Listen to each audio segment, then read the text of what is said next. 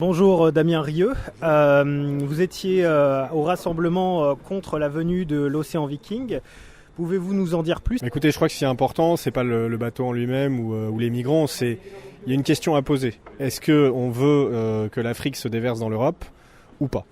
Et une fois qu'on a répondu à cette question, on en tire la politique adéquate. Et aujourd'hui, la décision d'Emmanuel Macron par le fait qu'il a cédé aux ONG, c'est qu'il a décidé que l'Afrique devait se déverser dans l'Europe. Il a fait un choix et évidemment c'est un choix que l'on va combattre de toutes nos forces parce que c'est un choix vital. Et selon vous, la France a-t-elle vocation à accueillir toute la misère du monde ?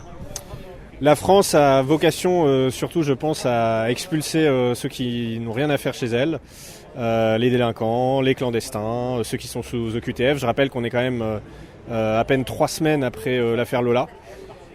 Et puis autre symbolique, on est le 11 novembre et il est impressionnant de voir que le jour du 11 novembre, donc on commémore des gens qui sont morts pour défendre les frontières de la France. Et ce jour-là, la France est envahie par une cargaison de migrants, par l'Océan Viking, et je trouve que la symbolique est assez terrible. Mais alors, nous qui avons déjà suffisamment de pauvres chez nous, pourquoi accueillir alors dans ces cas-là des migrants qui vont s'ajouter en plus de la pauvreté déjà présente ? Effectivement, il n'y a absolument aucune raison, il n'y a aucun avenir pour eux chez nous. Nous n'avons pas les moyens de les accueillir.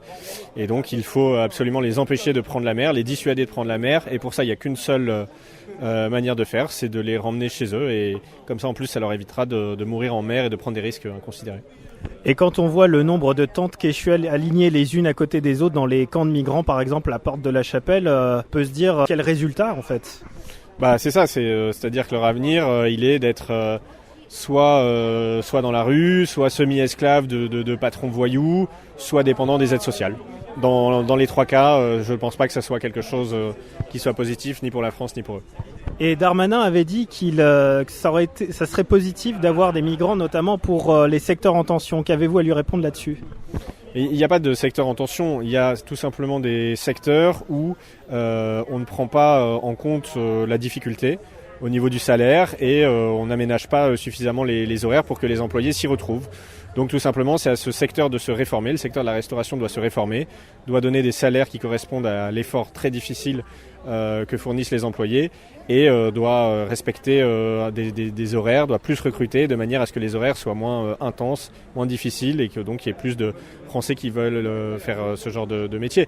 Dans les régions où il n'y a pas d'immigration, il y a toujours des bars, il y a toujours des restaurants, il y a toujours des éboueurs, il y a toujours des femmes de ménage. C'est simplement qu'ils sont mieux payés quand il n'y a pas d'immigration. Et sinon, un dernier mot positif pour les habitants du Var et de Toulon ?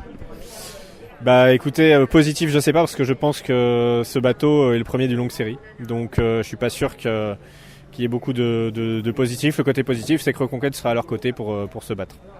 Je vous remercie Damien. Merci.